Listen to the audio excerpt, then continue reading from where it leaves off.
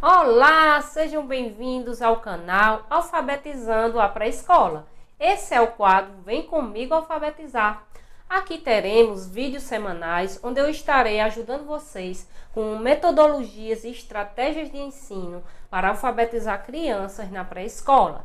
Me chamo Kelly Cordeiro e hoje iremos falar sobre as linguagens. O que são as linguagens para a criança nessa idade, na idade da pré-escola?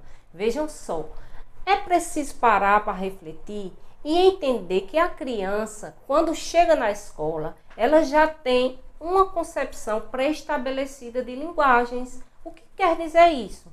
Vejam só, um exemplo das linguagens é a linguagem literária. Quantas vezes os pais não param em casa para contar historinha aos filhos, historinhas de niná, histórias do cotidiano? Então, nessa contação de história, nessa vivência familiar, ela já vai pré-estabelecendo esse ouvir, esse falar e vai acontecendo essa troca gostosa. Ao chegar na escola, vejam só, a criança saiu do ambiente familiar, começa a frequentar a escola, então ali sim vai precisar de um profissional, no caso o professor, para que ele trate as linguagens com mais profundidade, para que essas linguagens sejam aprofundadas. A criança precisa ser vista como um todo, como um ser capaz de desenvolver expressão, escrita, oralidade e tudo que ela possa, dentro daquela faixa etária, melhorar. Então, dentre toda essa visão de como as linguagens eram, de como elas vão ser transformadas na escola, aí é que a gente começa a pensar na importância dessas linguagens. A importância dessa linguagem está principalmente no momento em que a criança começa a romper limites. Ou seja, o que é que antes ela sabia, o que ela sabe agora e o que ela pode melhorar. Isso ela está rompendo limites. Antes o que ela só ouvia, hoje ela fala, hoje ela expressa, hoje ela brinca, hoje ela demonstra. Então, aí já vai surgindo as habilidades dessas linguagens. Nos meus estudos e pesquisas, agora recentemente, eu vi um exemplo muito interessante de Malaguzzi, quando ela fala das 100 linguagens da criança. Vejam só, 100 linguagens da criança. Há quem diga que não existem essas 100 linguagens da criança, mas a criança mais adiante vem e diz que existe sim essas 100 linguagens. As crianças, elas nos demonstram que existem. Vejam, nenhuma fala, analisando só o ambiente familiar e o ambiente escolar, a gente já fez uma ponte aí e daí foi surgindo muitas formas de desenvolver essas linguagens. Você imagine quando chegar no ponto auge da coisa, como ela não já vai estar apta para desenvolvê-las. Então, quando se volta às 100 linguagens da criança, no texto fala na linguagem de brincar, na linguagem de se maravilhar-se, de se sentir alegre e de principalmente desenvolver a curiosidade. A curiosidade. Esse aspecto é de fundamental importância para essa fase da infância, porque é um momento onde a criança está cada vez mais borbulhando a sua mente, a sua capacidade de criar, criativa e o curioso, a curiosidade. Ela surge como? Ela surge, eu posso dar um exemplo para vocês entenderem melhor. Quando nós chegamos na sala de aula, que nós vamos explicar sobre um determinado assunto, você explica e muitas vezes ao começar, já começa as perguntas. Ô tia, e por que isso aconteceu? Não é chegada nem a hora da interpretação e as crianças já estão perguntando e as perguntas vão surgindo. Por quê? Porque eles estão ali motivados pela vontade de aprender. A criança, quando ela desenvolve essa curiosidade, ela quer aprender. Ela tem curiosidade de quê? De aprender como aquilo ali funciona. né? Então, vejam só, por isso que as linguagens são muitas vezes relacionadas apenas à fala, apenas à comunicação, e não é, ela tem várias formas de se expressar. Como as linguagens se expressam no nosso cotidiano escolar?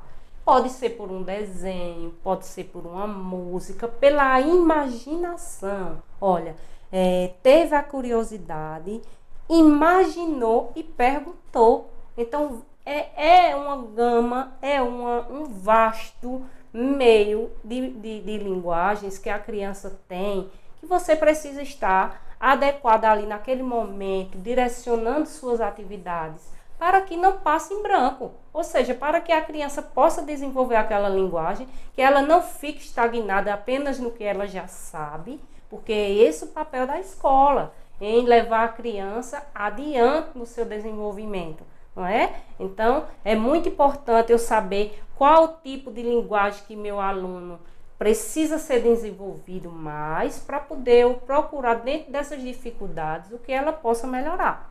Então, essa é a linha de trabalho que precisa ser feita com as linguagens. Na medida que eu detectei aquela linguagem que precisa ser aprimorada, então eu já vou procurar meios para que eu chegue lá e eu concretize e a criança melhore.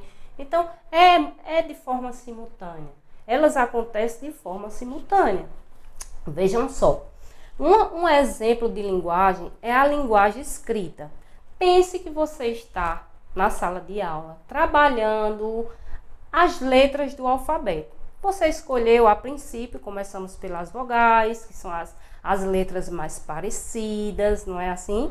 Então, vamos pegar a primeira letra do alfabeto. Pegue a primeira letra do alfabeto e comece lá.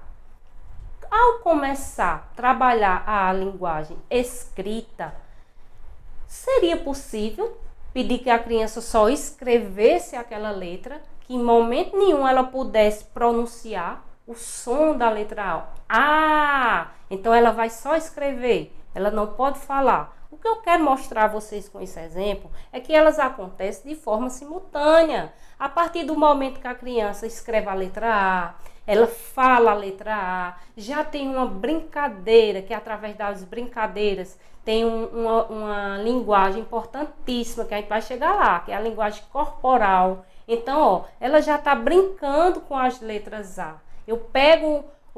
Ao chegar na sala de aula, eu pego aqui, dou um exemplo para vocês, o alfabeto móvel. Se eu distribuir várias letras A pela sala, além de falar, na hora de escrever ela pode brincar, ela está manuseando, ela está identificando no meio das demais. Então, é por isso que as linguagens precisam ser vistas como acontecem de forma simultânea. É preciso eu como profissional, eu como professor, que estou ali na sala para potencializar essas linguagens, que sejam de forma ampla. E não, hoje eu vou trabalhar na minha aula a linguagem escrita. Então, a criança só vai escrever a letra A.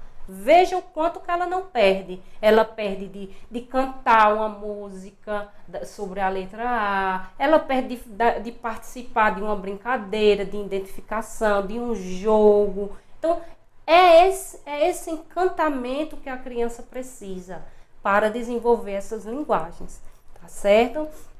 E assim, sempre me vem em mente uma pergunta que é muito corriqueira na educação infantil, precisamente na pré-escola. Que quem é que aqui nunca ouviu aquela pergunta? É possível alfabetizar na pré-escola? Então, um monte de interrogação. E as pessoas se prendem mais a se é possível. Ora, se eu já recebo uma criança que vem com as suas linguagens pré-estabelecidas, já chegam na escola com o seu conhecimento prévio. Então, eu não posso delimitar a minha criança a essa pergunta, se é possível alfabetizar. É claro que é. Todos nós sabemos, né, que a criança está no processo de desenvolvimento, que não pode ser subestimada. São tantas as habilidades, tantas as habilidades que ela vai se formando, não só nas linguagens, como contemplar toda essa gama de vivência escolar, não é? Então, é esse o exemplo que eu quero dar a vocês, que dentro das linguagens, elas sejam trabalhadas de forma simultânea, porque aí estará facilitando o nosso trabalho e ao mesmo tempo produzindo, reforçando, aumentando as possibilidades, porque a criança está ali. Se você der oportunidade a ela para ela desenvolver as linguagens, ela vai desenvolver. Mas se ela for delimitada aquilo, ela é delimitada. E quando, na verdade, a pergunta deveria ser: o que eu posso fazer para levar minha criança ou para melhorar essas linguagens, para que ela possa futuramente ser alfabetizada? O que é que eu posso fazer ao trabalhar as linguagens para que meu aluno chegue no ensino fundamental preparado, ou então com uma base sólida de alfabetização? Isso é mais interessante, não é? Vejam só, vamos deixar bem claro aqui. Analisem essa pergunta. A primeira é o seguinte: é possível alfabetizar na pré-escola? A interrogação. Vamos ver as nossas práticas, o que é que eu estou fazendo para que aquela criança desenvolva tais linguagens. E depois a segunda pergunta é: como ou o que eu posso fazer para melhorar, para potencializar o desempenho dessas crianças, seja através da linguagem ou qualquer outra disciplina que leve à alfabetização.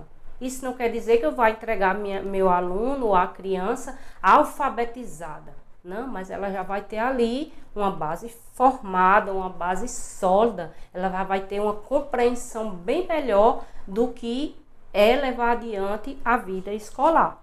Não é, pessoal? Então, a criança ela precisa ser vista como um todo, no sentido assim, no sentido de que ela pode aprender, ela tem potencial para aprender. Não é verdade? Então, é triste você chegar na sala de aula e dizer assim: não, hoje vou só trabalhar a linguagem oral. Sabemos que a linguagem oral, ela é riquíssima. Como é que acontece essa linguagem oral? A linguagem oral, ela acontece desde o momento que você está ali para receber seus alunos. Quando a gente começa: olá, bom dia, como você está? Vejam quantas perguntas que não foram feitas a essa criança. E ela vai responder. Ela vai começar a responder. Tem umas que não respondem, tem outras que são mais caladinhas, mais tímidas. Então, aí você já vai se atentando para o que fala mais, o que fala menos, o que quando você chama para a atividade ele vem. Então, tá entendendo? Então, é na prática. Não adianta eu chegar aqui e ler um livro todinho sobre a linguagem oral.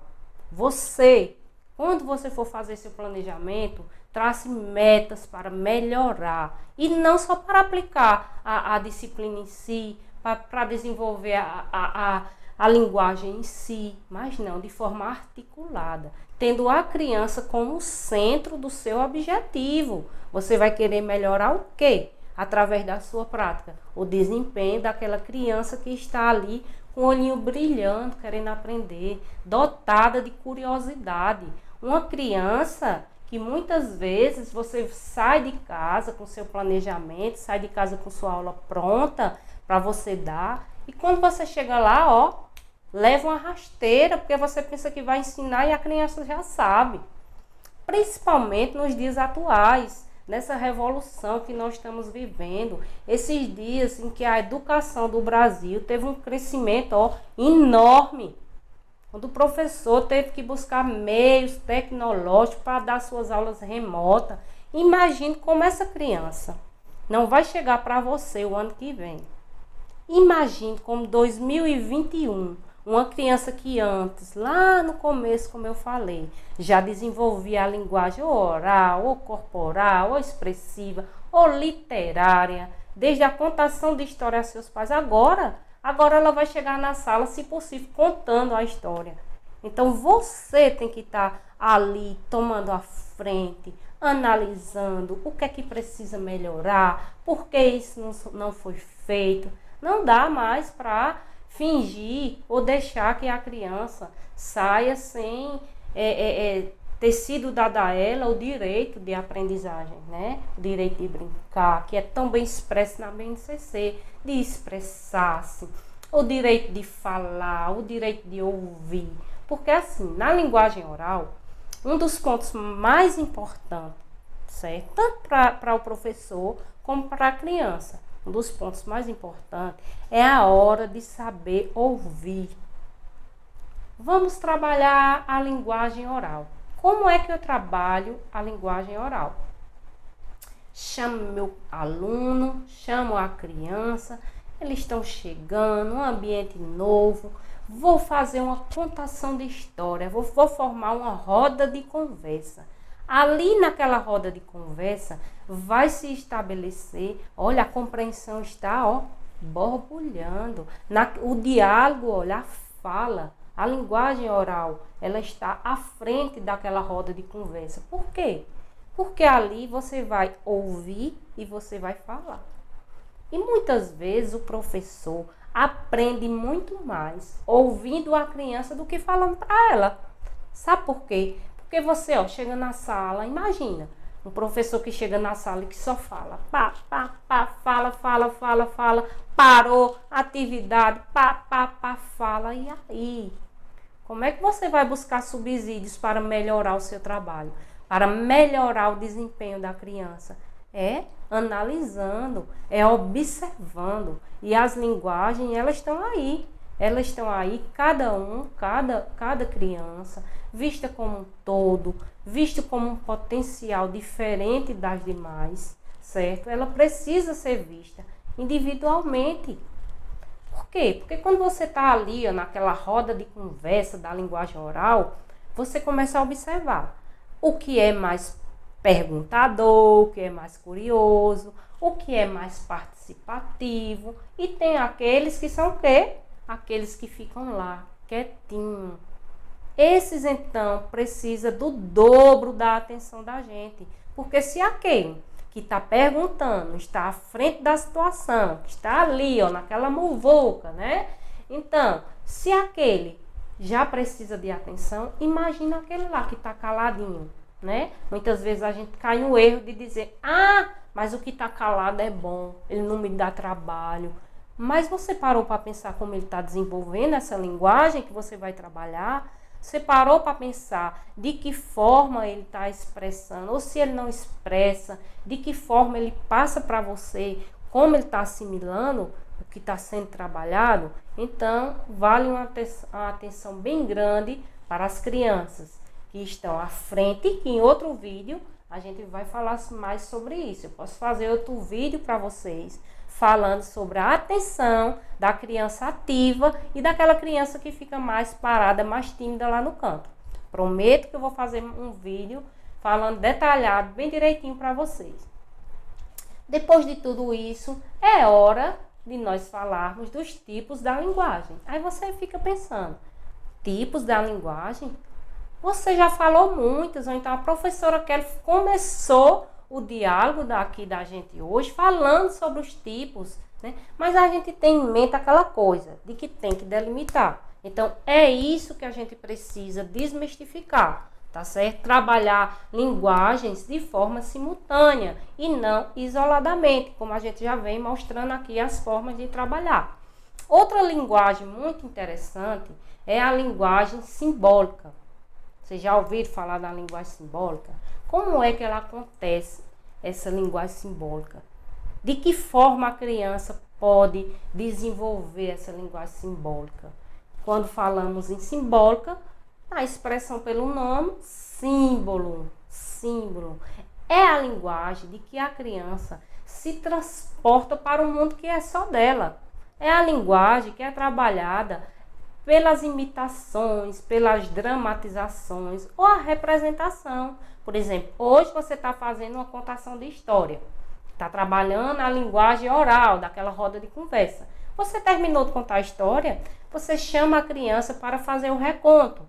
Então, se a gente estiver trabalhando, por exemplo, o gato pedrez, certo? E você chama aquele que está bem quietinho lá no canto dele, é hora de chamá-lo para participação, para desenvolver essa linguagem que antes ele não tinha desenvolvido, ou que tinha desenvolvido do jeito dele e que no ambiente escolar precisa ser potencializado. Então você chama ele e ele vai contar aquela história. Se nós dermos a oportunidade dele se sentir bem para contar, se a gente criar aquele ambiente que ela se sinta própria, se sinta feliz, à vontade de desenvolver aquela linguagem, ela vai contar.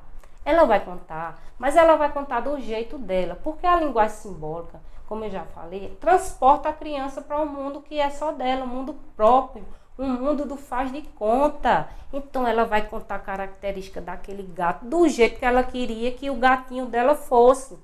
Ela vai contar aquela história, se for, independente do tema que for a história, que seja escolhido, que seja trabalhado, ela vai contar de uma forma que ela quer, fora da realidade, sem limites, certo? Se por exemplo, você for trabalhar, não atirei o pau no gato, se ela viu alguém algum dia atirar, ou se ela sentiu uma coisa que pode fazer naquele mundo que ela pré-estabeleceu, ela vai contar.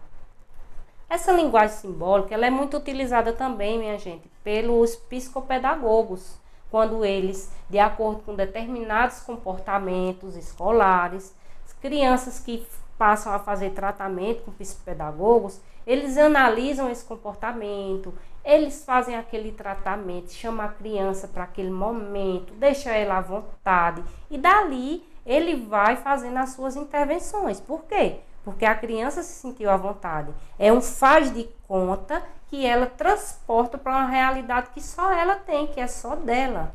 Então, vejam como essas linguagens se identificam e se perpassam umas entre as outras. Não dá para isolar, não dá para fazer uma coisa, não, hoje eu vou trabalhar só isso e é isso. Vejam outro exemplo. Uma das linguagens muito interessante que eu acho é a linguagem musical, né? Quando a gente recebe o aluno, olá, boa tarde, bom dia, boa noite, oralidade. Aí a gente logo começa. Se você está contente, bata palmas, cantando uma música, cantando a música que você quiser, a música que você organizou para a sua acolhida. Se você está contente, bata o pé. Criança vai lá e bate o pé. Se você está contente, dê um pulo, dê um pulo. E aí? Agora eu pergunto a vocês, nesse exemplo bem claro e sucinto, qual é as linguagens que eu estou trabalhando? Quais são as linguagens que eu estou trabalhando? Hein? Bate palma, bate o pé, dê um pulo, mas antes eu estava cantando. Então, linguagem musical, linguagem corporal. Olha, eu trouxe aqui hoje para mostrar a vocês um exemplo de linguagem corporal, uma brincadeira. Como é que a linguagem corporal ela se estabelece? Se estabelece no meio, ali na sala, o corporal, além de expressão, né? Além de um vasto meio de se transformar, de se trabalhar o corporal, o gestual. Mas assim, vamos agora falar do corporal. Uma brincadeira, né? Ao movimentar-se, estamos trabalhando a linguagem corporal. Então, uma brincadeira, um jogo feito por eles. O que é que isso tem a ver com uma linguagem corporal? Esse joguinho aqui, não sei se vocês conhecem aí no estado de vocês, como ele é conhecido. Mas aqui para nós em Pernambuco, nós chamamos de bilboquê. Olha, bilboquê, esse aqui, ele foi confeccionado com material de PET, ó, de reciclado, de garrafa PET. Então já tem todo um contexto de você inserir, de repente você está na sua escola trabalhando um projeto sobre o meio ambiente, trabalhando com os recicláveis, materiais recicláveis. Então tem toda uma história para você chegar a uma confecção de atividade dessa.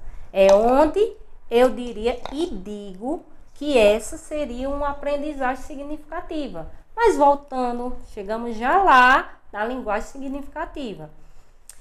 Voltando para a linguagem corporal, o bilboquê, olha, o equilíbrio é movimentar-se, certo? O pegar, o corporal, o estar ali em grupo. Por quê? Porque quando você vai fazer uma atividade dessa, primeiro você tem que pedir o material. Então, de acordo com a realidade de sua turma, é fácil a criança conseguir uma garrafa PET?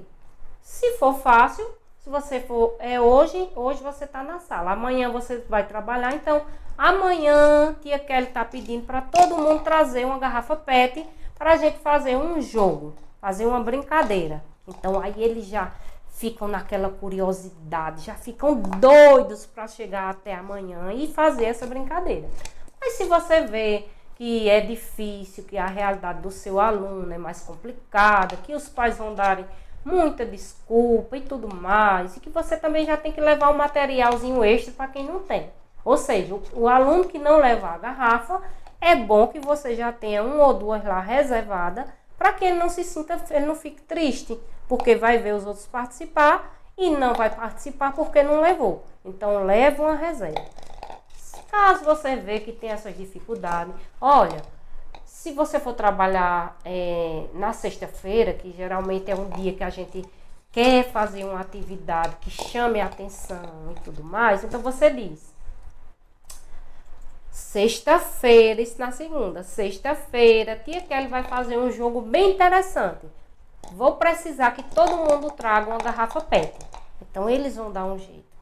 Eles sentiram aquela empolgação, sentiram a curiosidade de qual jogo será. Uma garrafa PET. Então você começa a trabalhar. Veja, esse aqui tá bem feitinho, porque eu estou mostrando a vocês o exemplo.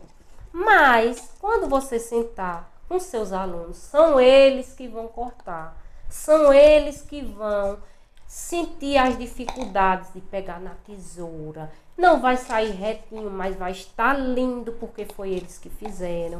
Então, essa brincadeira, esse modo de trabalhar a linguagem corporal vai dar significativo. Por quê?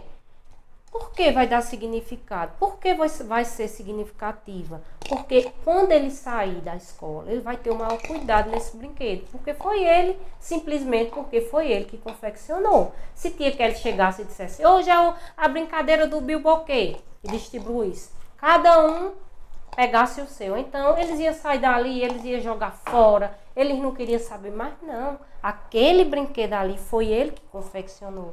Então, além de traçar metas, de ver as possibilidades de como se melhorar essa prática de trabalhar as linguagens na educação infantil, independente da linguagem que você esteja trabalhando, 2 pontos principais tem que ter.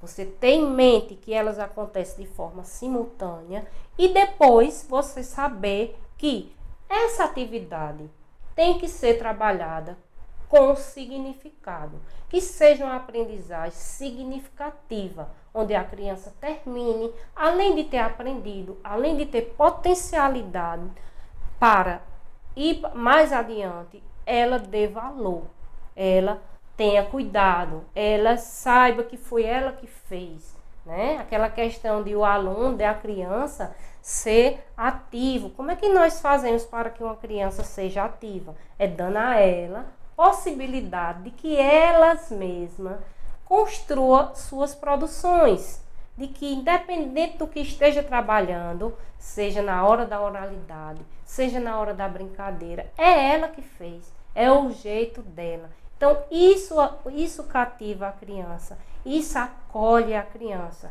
certo? E encanta, é encantador. Por que é encantador? Porque ela vai ter interesse. Ela vai ter interesse de ir para a escola, vão ser atividades diferentes. E vejam que não é coisa do outro mundo, não. Mas que às vezes a gente vai tão mecânico, né? Ah, é segunda, passou, é terça e amanhã já é quarta. De repente, ó, sexta-feira e você nem viu que a semana passou. Ou então, aquele sentimento. Ave Maria, essa semana não acaba, não? Isso é um alerta, porque se você terminou a sua semana de aula com a sensação de que ela foi longa e que chegou já na quarta-feira, tô doida que chegue sexta-feira, então é um alerta. Se está sendo cansativo para você, se está sendo monótono, imagine para aquela criança que está ali, com o olhinho brilhando, querendo aprender. Tá certo, pessoal? Então, essas são as dicas de hoje. Eu espero que vocês aproveitem e levem para a prática. Porque eu estarei aqui sempre dando de forma simples. Eu estarei mostrando a vocês como é capaz de alfabetizar crianças na pré-escola. Um beijo e até logo!